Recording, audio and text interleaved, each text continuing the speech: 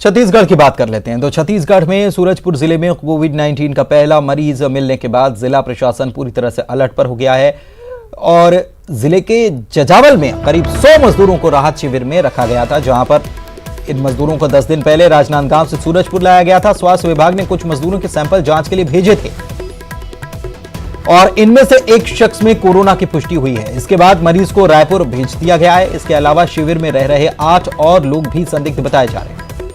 इनके सैंपल रायपुर भेजे गए हैं। उधर जजवाल शिविर में कोरोना की पुष्टि होने के बाद यहां पर सुरक्षा व्यवस्था कड़ी कर दी गई।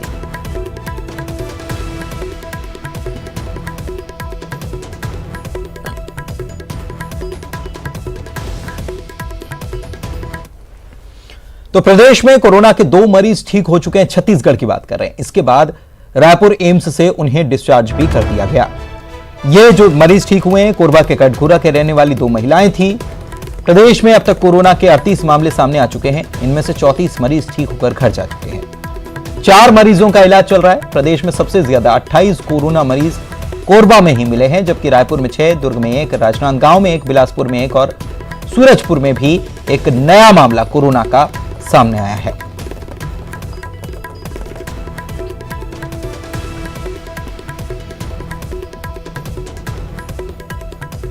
मध्य प्रदेश और छत्तीसगढ़ का पूरा अपडेट अब ले लेते हैं। हमारे सहयोगी हमारे साथ जुड़ चुके हैं। भोपाल से मनोज राठौर हमारे साथ जुड़े हैं, इंदौर से अरुण त्रिवेदी हमारे साथ जुड़े हुए हैं और छत्तीसगढ़ की राजधानी रायपुर से ममता लांजेवार जुड़ी हुई हैं। सबसे पहले इंदौर का रुख करते हैं, क्योंकि इंदौर लगातार मामले यहां से सामने आ रहे हैं और अगर देखा जाए मध्य प्रदेश छत्तीसगढ़ में तो सबसे ज्यादा संख्या इंदौर से ही मरीजों के सामने आने की है।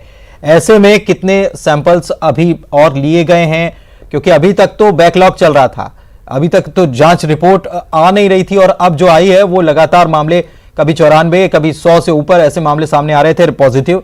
अब क्या स्थिति अरुण से जानते। अरुण,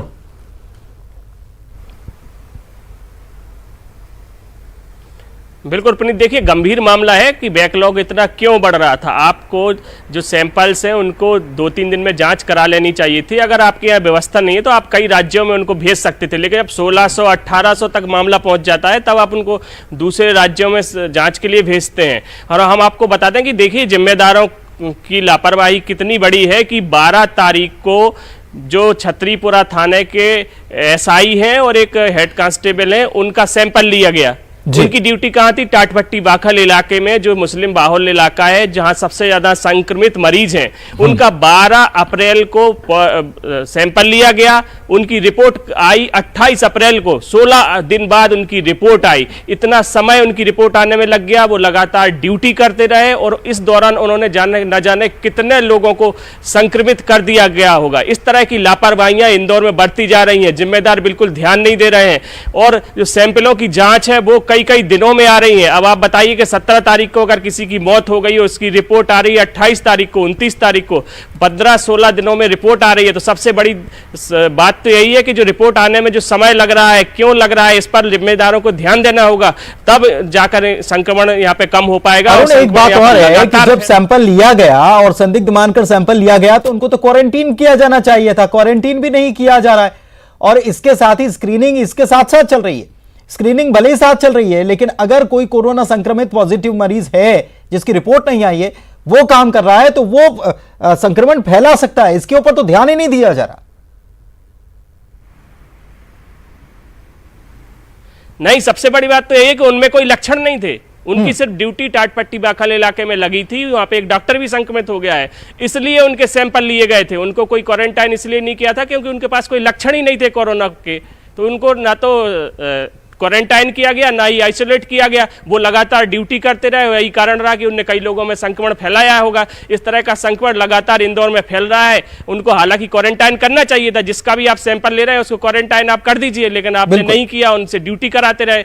ऐसे तमाम मामले हैं, लोगों की मौतें हो रही हैं और आप उस पर ध्यान नहीं दे रहे हैं। आप सैंपल उनके बहुत देर बाद आ रहे हैं। बिल्कुल, ये सवाल उठ रहा है और ये सवाल केवल इंदौर से नहीं, कई जगहों से ये बात सामने आ रही है कि सैंपल लिए गए हैं, जांच रिपोर्ट जब तक आ रही है तब तक मरीज, कई सारे मरीज तो दम भी तोड़ चुके हैं। तो ये जांच रिपोर्ट इतनी लेट हो रही है। मनोज, सरकार तक ये मामला पहुंच रहा है कि नहीं? ये बहुत गंभीर मामला है और सरकार को इस मामले में बहुत संजीदा होना जरूरी है, क्योंकि रिपोर्ट्स जो लेट आ रही हैं इसकी वजह से बहुत मामले बढ़ते जा रहे हैं और गंभीर होते जा रहे हैं।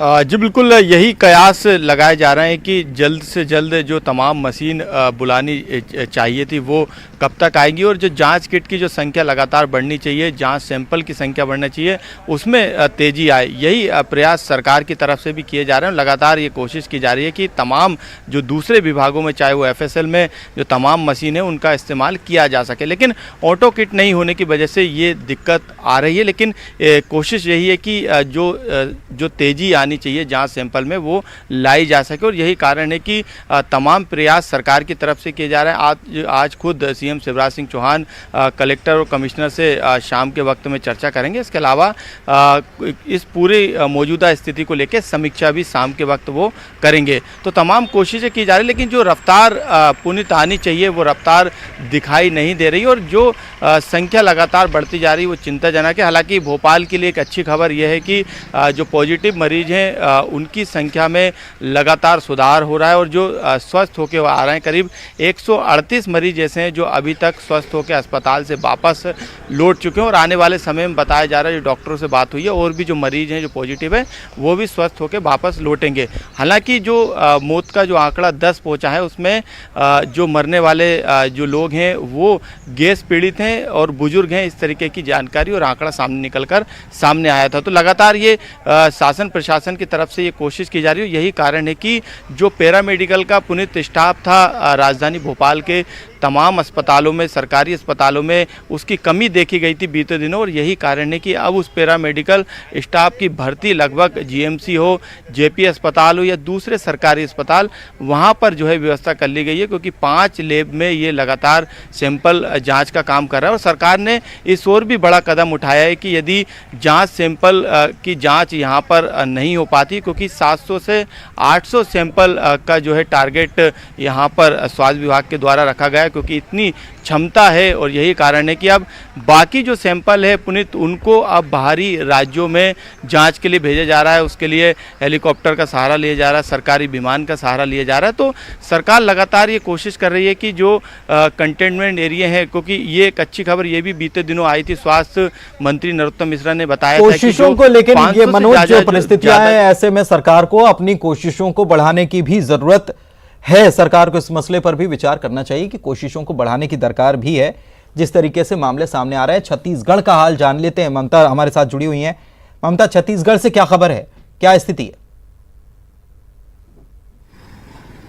देखिए, जो 9 जो संदिग्ध मरीज मिले हैं, हालांकि जो गृह मंत्री ताम्रध्वज साहू ने ट्वीट किया था कि उसमें से एक जो है वो पुलिसकर्मी है, कोरोना वॉरियर है। लेकिन अगर हम बात करें तो ये जो लोग मिले हैं इन्हें अभी सस्पेक्टेड ही माना जा रहा है, क्योंकि ये जो इनका जो टेस्ट जो है वो ये जरूर है कि शुरुआती पॉजिटिव आया है, लेकिन RT-PCR पद्धति से जब इनका टेस्ट किया जाएगा एम्स में, उसके बाद जो नतीजे आएंगे उसके बाद ही माना जा सकता है कि जो नतीजा आएगा उसके आधार पर तय किया जाएगा कि ये कोरोना पॉजिटिव है या नहीं है। लेकिन अभी 4 एक्टिव जो मरीज हैं वो जरूर एम्स में है, और जिस तरह से कल एक अच्छी खबर आई थी कि 2 जो महिला मरीज है वो डिस्चार्ज हो गई थी, उसके बाद में मात्र 3 बचे थे, लेकिन रात को एक सूरजपुर से जो मरीज है वो पॉजिटिव पाया गया। तो उसके बाद अब ये 4 जो एक्टिव मरीज हो गए हैं। अगर हम बात करें छत्तीसगढ़ में कोरोना की रोकथाम के लिए, संक्रमण के रोकथाम के लिए सरकार लगातार प्रयास कर रही है, और सोशल डिस्टेंसिंग के साथ ही ये यहाँ पर जो सरकार है उसने एक नया नारा दिया था कि फिजिकल डिस्टेंसिंग रखा जाए, लोग आपस में एक दूसरे से काफी दूर रहे। लगातार लोगों को जागरूक करने का प्रयास किया जा रहा है, और अब तो ये हो गया कि तमाम तरह के जो चारों तरफ से राज्य को एक तरह से पहले भी घिरा हुआ था, लेकिन अब ये कहा गया कि कोई भी गाड़ी पास होने के पहले नाका आपको स्पेशल परमिशन लेनी पड़ेगी। तो जाहिर तौर पर लगातार प्रयास किए जा रहे हैं, लेकिन अभी जो ये 9 जो संदिग्ध मिले हैं उन पर सभी की नजर है कि उनके नतीजे क्या आते हैं, उनके नतीजे क्या आते हैं और देखना होगा, क्योंकि उनको क्वारंटीन किया गया था और वहां पर बड़ी संख्या में मजदूर और भी थे। बहुत बहुत शुक्रिया आप तीनों का इस तमाम जानकारी के लिए। और छत्तीसगढ़ से ये खबर